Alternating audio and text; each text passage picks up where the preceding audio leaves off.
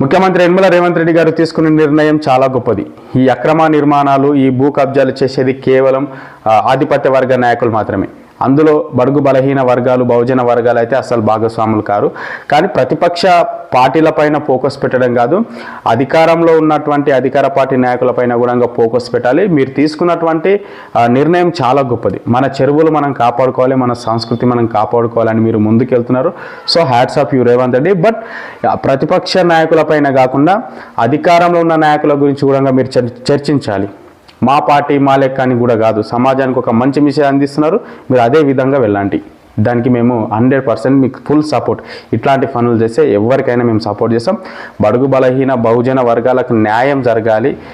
ఎక్కడైతే ఖాళీ ప్లేసులు ఉంటాయో ఆ భూములన్నీ ఈ బడుగు బలహీన వర్గాలే. కానీ ఆ భూములలో మాత్రం ఆధిపత్య నాయకులు చెలాయించి అక్రమ నిర్మాణాలు చేస్తున్నారు. కాబట్టి వాటన్నిటిని కూడా తొలగించి మా భూములు మాకు